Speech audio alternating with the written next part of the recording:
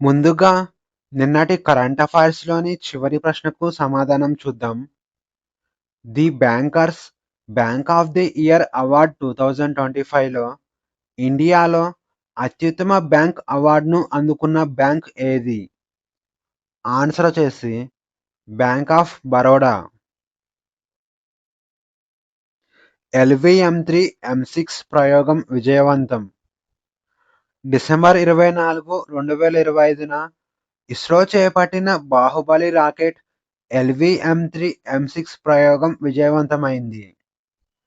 స్వదేశీ పరిజ్ఞానంతో తయారు చేసిన రాకెట్‌ను అమెరికాకు చెందిన బ్లూబర్డ్ బ్లాక్ 2 ఉపగ్రహాన్ని స్పేస్‌లోకి తీసుకెళ్లింది. ఈ శాటిలైట్ ప్రపంచవ్యాప్తంగా టెలికాం రంగంలో విప్లవాత్మక మార్పులు తీసుకురానుంది. ముఖ్యంగా అంతరిక్షం నుంచి నేరుగా మొబైల్ ఫోన్ కనెక్టివిటీని అందించడం ఈ ప్రయోగం లక్ష్యంగా పెట్టుకుంది. అంటే సాధారణంగా మనం వాడే ఇంటర్నెట్ కోసం ప్రత్యేక డిష్‌లు లేదా శాటిలైట్ ఫోన్లు అవసరమవుతాయి. కానీ బ్లూబర్డ్ బ్లాక్ 2 టెక్నాలజీతో అవి లేకుండానే స్మార్ట్ ఫోన్లకు నేరుగా బ్రాడ్‌బ్యాండ్ సిగ్నల్స్ అందుతాయి.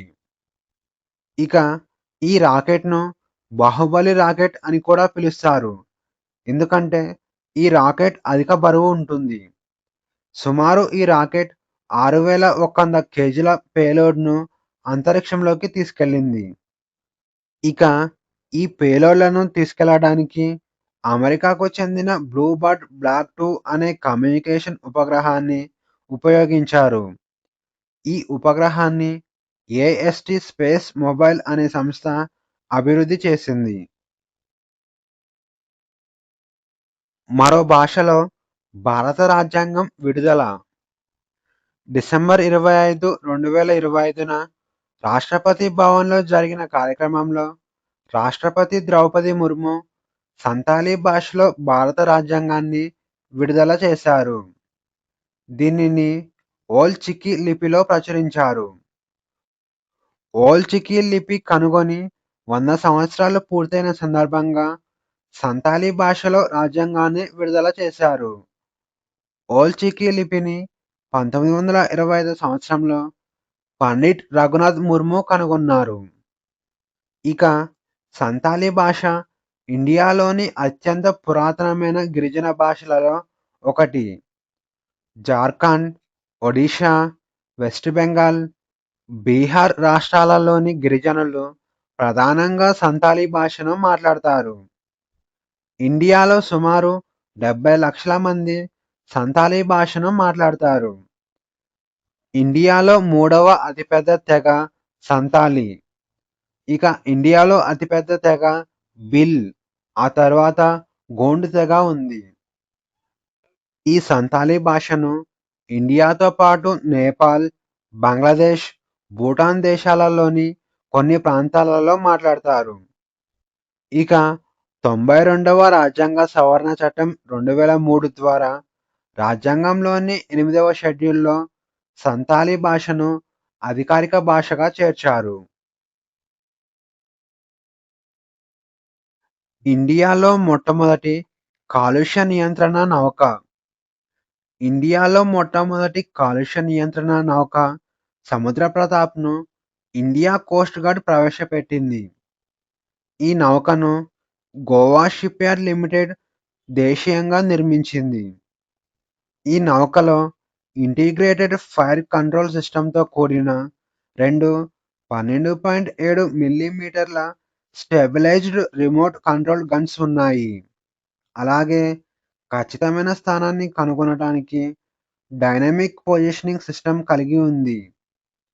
ఇక పొల్యూషన్ కంట్రోల్ కోసం flush type side sweeping arm వంటి అధునాతన ఆధునిక వ్యవస్థలను అమర్చారు. ఇక ఈ నౌకలో 60% కంటే ఎక్కువ భాగాలు స్వదేశీ పరిజ్ఞానంతో తయారయ్యాయి. ఇక ఈ నౌక 114.5 మీటర్ల పొడవు ఉంటుంది. అలాగే 16.5 మీటర్ల వెడల్పు ఉంటుంది. ఇక ఈ నౌక 4170 టన్నుల బరువు ఉంటుంది. ఐఎన్ఎస్వి కౌండిన్య ప్రారంభం. ఐఎన్ఎస్వి అనగా ఇండియన్ నేవల్ సేలింగ్ వెసెల్ అని అర్థం.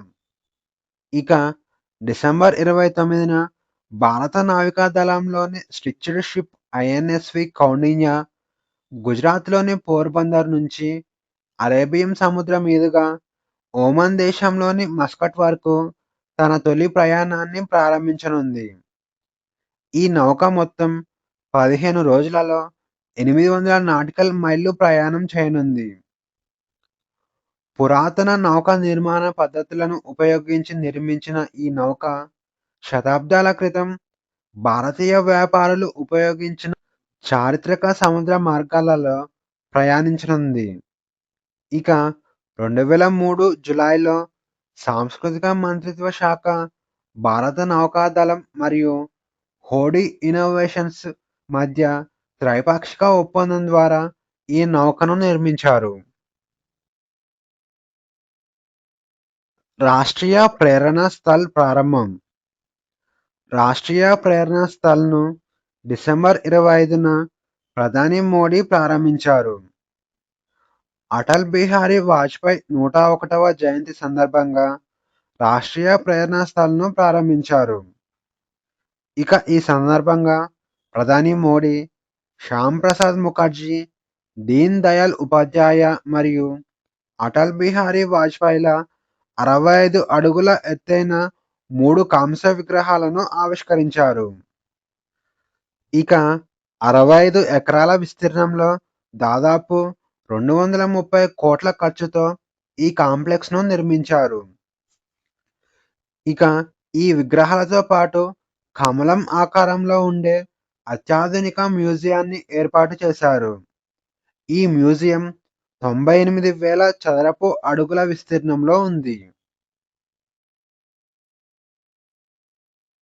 రాష్ట్రీయ విజ్ఞాన్ పురస్కారాలు 2025. రాష్ట్రపతి ద్రౌపది ముర్ము డిసెంబర్ 23న రాష్ట్రపతి భవన్లో రాష్ట్రీయ విజ్ఞాన్ పురస్కారాలను ప్రదానం చేశారు. సైన్స్ అండ్ టెక్నాలజీ మరియు ఆవిష్కరణలకు అత్యుత్తమ కృషి చేసినందుకు మొత్తం 4 విభాగాల్లో 24 మంది శాస్త్రవేత్తలకు ఈ అవార్డులను అందించారు.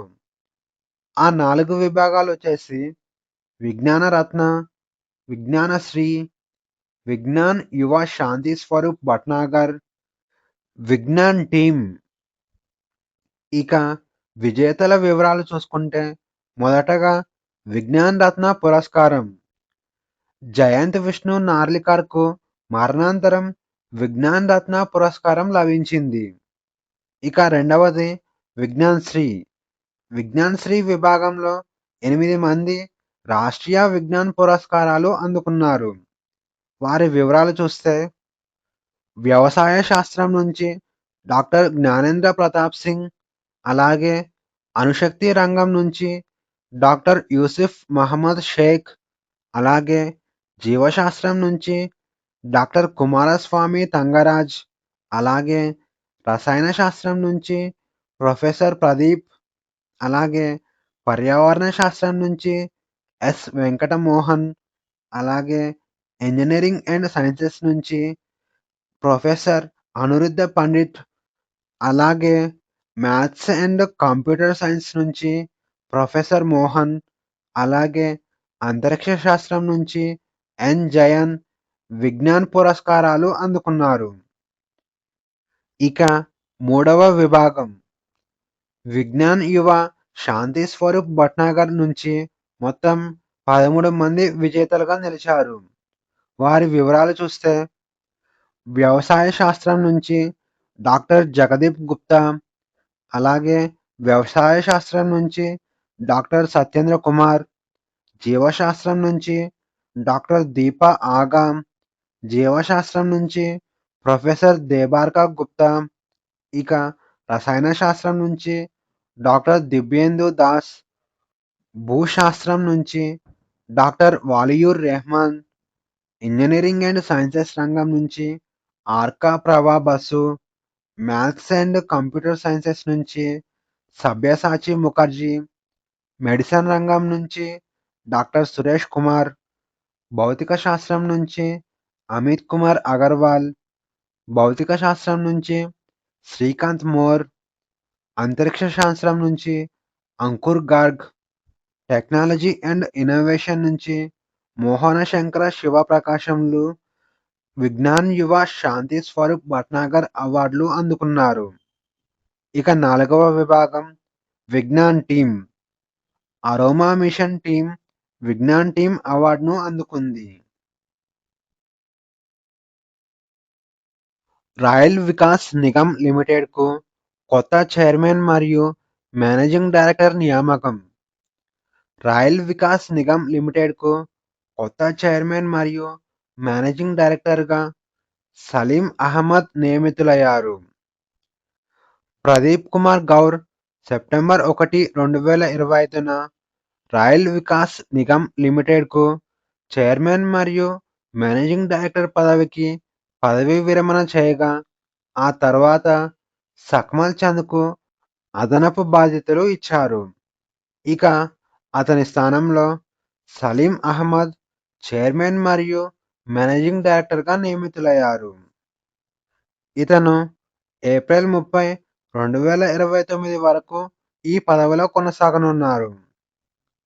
ఇండియాలో రాయల్ వికాస్ నిగమ్ లిమిటెడ్ నిర్వహించే మేజర్ ప్లానింగ్ ఎగ్జిక్యూషన్కు సలీం అహ్మద్ నేతృత్వం వహించనున్నారు. నిర్మాణం, మౌలిక వసతుల రంగంలో ఈయనకు 30 సంవత్సరాల అనుభవం ఉంది. నేషనల్ వెపన్ డేటాబేస్ను ప్రారంభించిన కేంద్రం. ఉగ్రవాదం, తీవ్రవాదం, ఆర్గనైజ్డ్ క్రైమ్ను అరికట్టడానికి కేంద్రం తొలిసారిగా నేషనల్ వెపన్ డేటాబేస్ను ప్రారంభించింది. ఈ డేటాబేస్ను కేంద్ర హోంమంత్రి అమిత్ షా డిసెంబర్ 26న ప్రారంభించారు. దీని ద్వారా ప్రభుత్వానికి చెందిన ఆయుధాలను దుర్వినియోగం చేయకుండా కంట్రోల్ చేయొచ్చని కేంద్రం తెలిపింది. ఈ డేటాబేస్లో కేంద్ర, రాష్ట్ర భద్రతా బలగాలకు చెందిన ఆయుధాల వివరాలు ఉంటాయి. ఈ డేటాబేస్ జాతీయ దర్యాప్తు సంస్థ ఆధ్వర్యంలో పనిచేస్తుంది. ఇక జాతీయ భద్రతా సంస్థను 2009 సంవత్సరంలో స్థాపించారు. ఇది కేంద్ర హోం మంత్రిత్వ శాఖ ఆధ్వర్యంలో పనిచేస్తుంది. నేషనల్ వెపన్ డేటాబేస్ను last looted and recovered fire arm database అని కూడా అంటారు. ఇక ఈరోజు క్వశ్చన్తో చేసి గ్లోబల్ డోపింగ్ జాబితా 2025లో ఇండియా ఏ స్థానంలో ఉంది?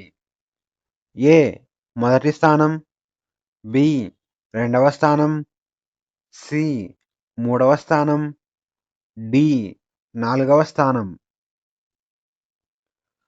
ఆన్సర్ చేసి ఆప్షన్ ఏ మొదటి స్థానం.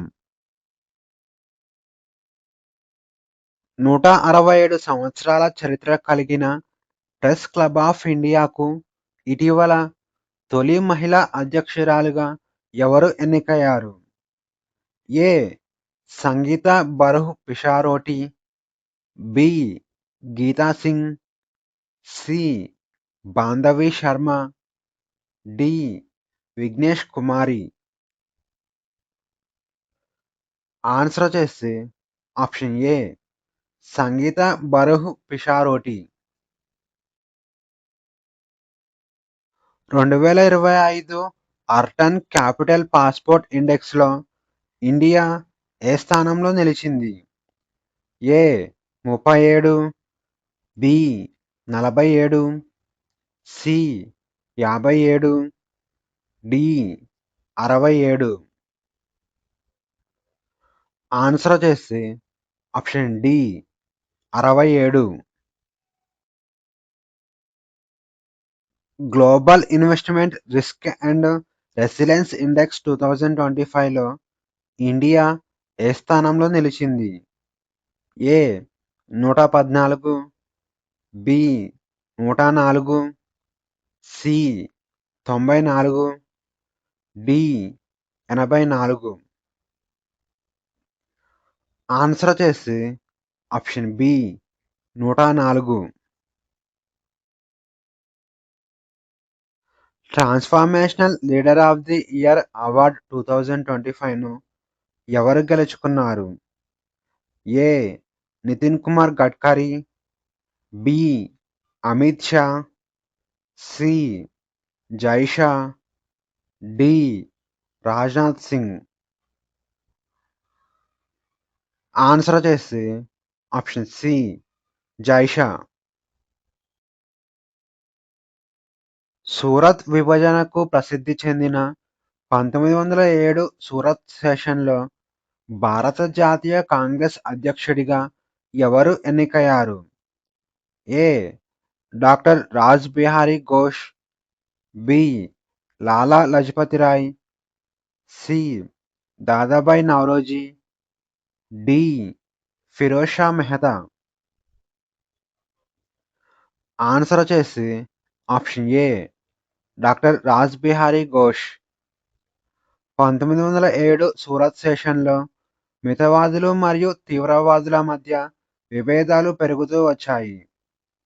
లాలా లజపత్ రాయ్ అధ్యక్షుడిగా ఉండాలని కోరుకునే తీవ్రవాదుల కోరికలకు వ్యతిరేకంగా రాజ్ బిహారీ ఘోష్ కాంగ్రెస్ అధ్యక్షుడిగా ఎన్నికయ్యారు. దీంతో తీవ్రవాదులు కాంగ్రెస్ను విడిచిపెట్టారు. బాంబే ప్రెసిడెన్సీలో జిల్లాల సంఖ్య ఎంత? A 23, B 24, C 25, D 26. Answer వచ్చేసి option B 24. Bombay presidency British India యొక్క పరిపాలన ఉపవిభాగం. ఇది 4 కమిషనరేట్లు మరియు 24 జిల్లాలుగా విభజించబడింది. బొంబాయి నగరం రాజధానిగా ఉండేది. కింది వాటిలో భారత జాతీయవాదులు సైమన్ కమిషన్కు వ్యతిరేకించడానికి అతి ముఖ్యమైన కారణం ఏమిటి? ఏ సైమన్ కమిషన్లో భారతీయ సభ్యుడు ఎవరూ లేరు, బి భారత రాజ్యాంగ వ్యవహారాల స్థితిని పరిశీలించడానికి అనుభవం లేని వ్యక్తులను పంపారు, సి పైవన్నీ, డి పైవేవి కావు. ఆన్సర్ వచ్చేసి ఆప్షన్ ఏ సైమన్ కమిషన్లో భారతీయ సభ్యుడు ఎవరూ లేరు.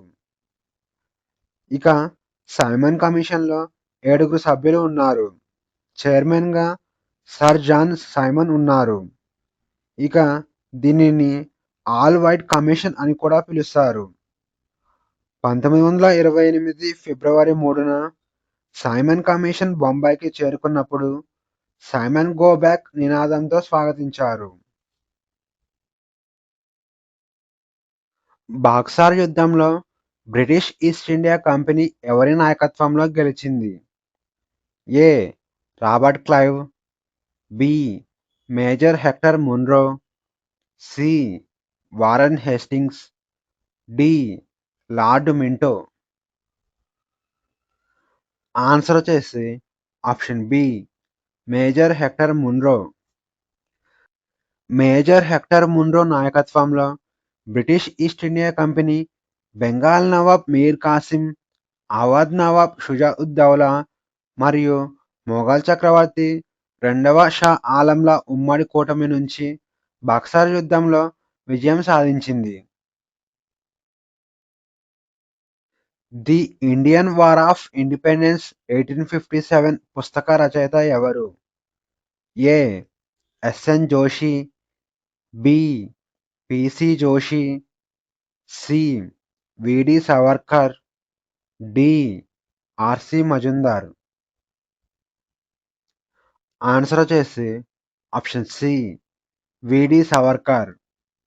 వినాయక్ దామోదర్ సావర్కర్ ఒక సామాజిక సంస్కర్త, రచయిత, కవి మరియు చరిత్రకారుడు. ఆయన అభినవ్ భారత్ సొసైటీ మరియు ఫ్రీ ఇండియా సొసైటీ వంటి విద్యార్థి సంఘాల స్థాపకుడు. Question of the day. Rashtriya Bal Puraskar 2025 అందుకున్న యువ క్రికెటర్ ఎవరు? ఈ ప్రశ్నకు సమాధానం తెలిస్తే కామెంట్లో తెలియజేయండి. ఈ వీడియోలోని కంటెంట్ మీకు నచ్చినట్లయితే లైక్ చేయండి, షేర్ చేయండి, అలాగే సబ్స్క్రైబ్ చేసుకోవడం మర్చిపోకండి.